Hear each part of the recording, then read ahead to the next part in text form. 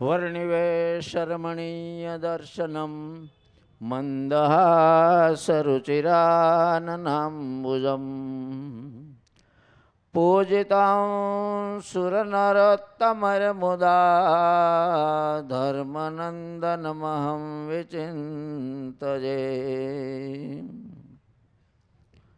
સર્વાવતારી આપણા સૌ કોઈના ઈષ્ટદેવ ભગવાન શ્રી સ્વામિનારાયણ તથા આપણા સર્વેના ધર્મગુરુ એવા પૂજ્યપાદ આચાર્ય મહારાજ શ્રી રાકેશ પ્રસાદજી મહારાજ અને એમના જે સુપુત્ર લાલજી મહારાજ અહીં પધાર્યા છે, તેમજ જુઓ તો અગાઉથી જણાવ્યું કે વડતાલના ચેરમેન સ્વામી, ગઢડાના ચેરમેન સ્વામી, જૂનાગઢના ચેરમેન સ્વામી, કોઠારી સ્વામી વગેરે સંતો, મોટા મોટા સંતો એ આ પ્રસંગમાં એ પધાર્યા છે.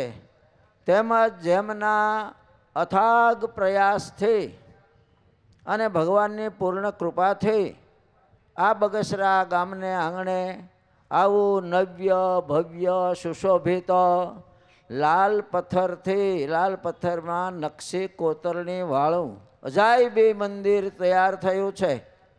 એવા પૂજ્ય લક્ષ્મી પ્રસાદ સ્વામી તથા એમના શિષ્ય તરીકે રહેલા એવા વક્તા મહોદય શાસ્ત્રી સ્વામી વિવેક સ્વરૂપદાસજી, એમની કથા વાર્તાથી સમજા આનંદિત થયેલા એવા બધા જે યજમાનશ્રીઓએ મંદિરના બાંધકામના યજમાન હોય કે આ પ્રસંગની ઉજવણીના યજમાનો હોય તથા બીજા જે ભક્તો હોય એ સર્વે એ ભગવાનની પૂર્ણ કૃપાથી આ મંદિરના પ્રસંગનો સેવાનો લાભ લઈ રહેલા છે.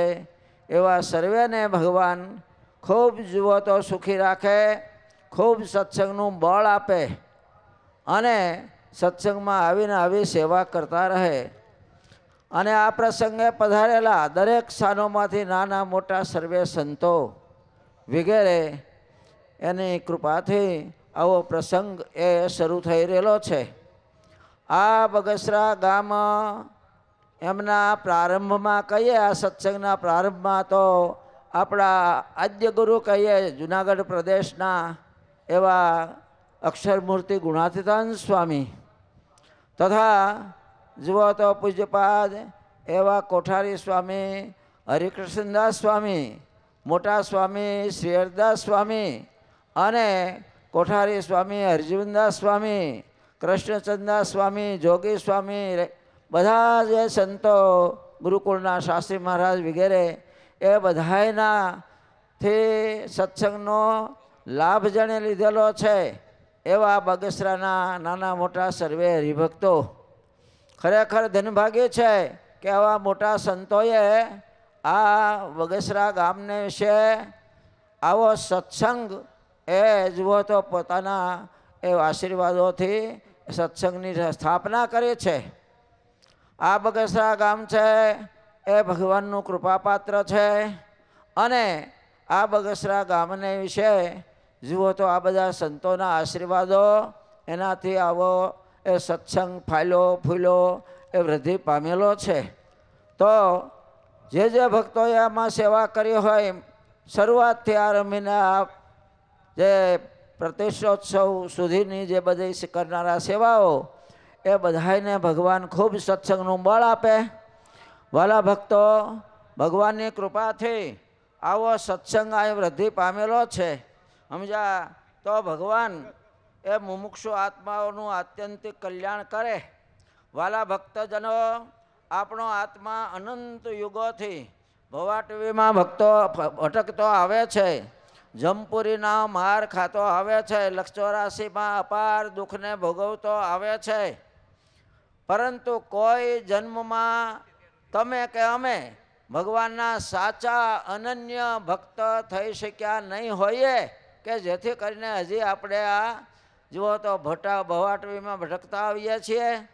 તો હવે એ ભવ ભટકણ મટાડવું હોય અને જન્મ મૃત્યુના અને ગર્ભવાસના દુઃખથી મુક્ત થવું હોય તો આપણે ભગવાનના અનન્ય ભક્ત થવું જોઈએ. એ વિના અક્ષરધામમાં પહોંચી શકાતું નથી. માટે હવે તો એ બધું લક્ષ 84 ભવ ભટકણ મટાડવું હોય, ગર્ભવાસના દુઃખ આ બધા મટાડવા, એ મટાડીને અક્ષરધામમાં પહોંચવું હોય તો આપણે સાચા રૂપમાં એ ભક્ત થવું જોઈએ. સાચા રૂપમાં એકાંતિક ભક્ત થયા વિના અક્ષરધામમાં જઈ શકાતું નથી.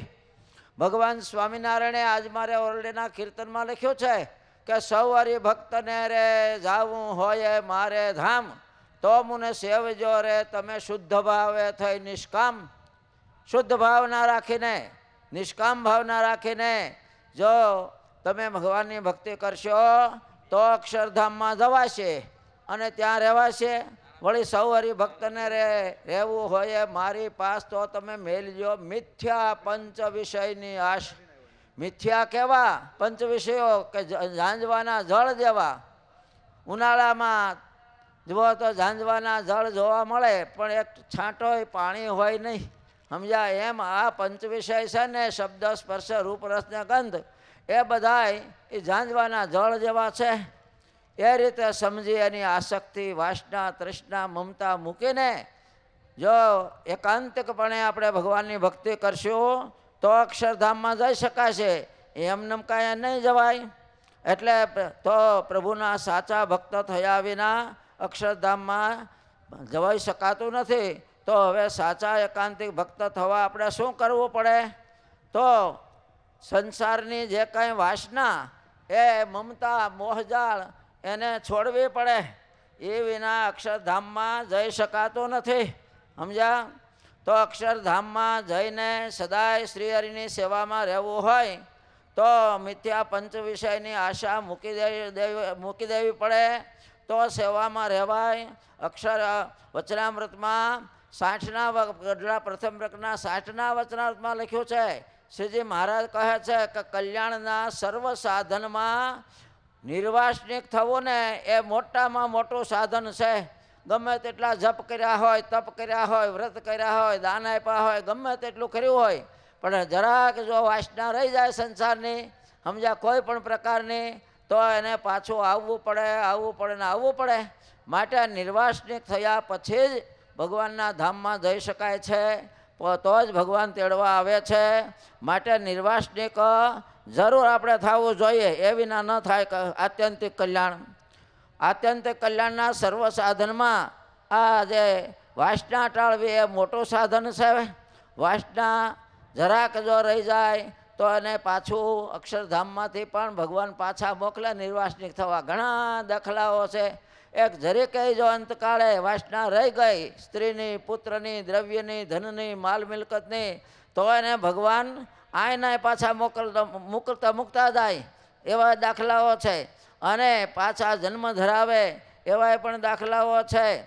માટે વાલા ભક્તો, ખરેખર આપણે ધન્યભાગી છીએ કે આપણને આવો સત્સંગ મળ્યો છે.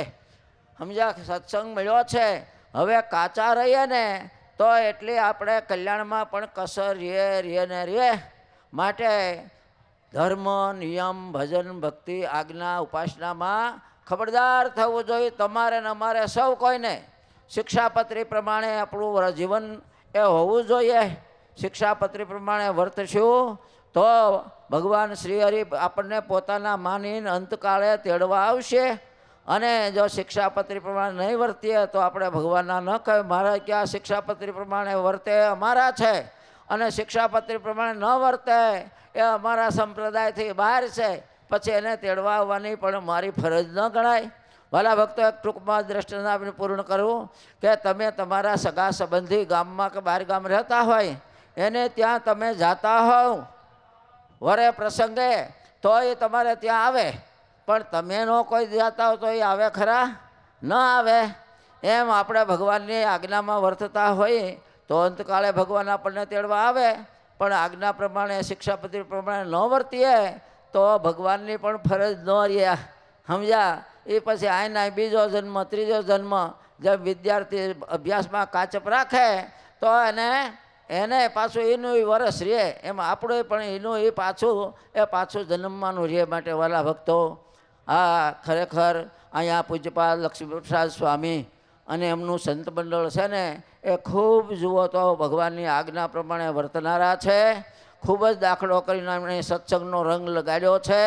અને આવું મંદિર સમજ્યા, લાલ પથ્થરમાં અજાયબી સમજ્યા મંદિર બનાવેલું છે તમારા હવના સાથ સહકારથી. તો એવો ને એવો સાથ સહકાર સદાયને માટે રહે.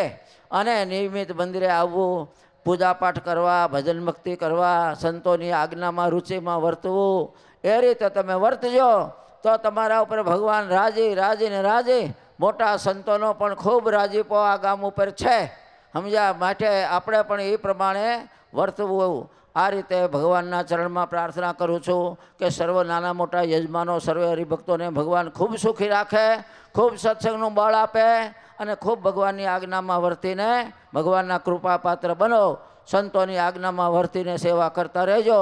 એટલું કહીને વિરમું છું. સહજાનંદ સ્વામી મહારાજની જય.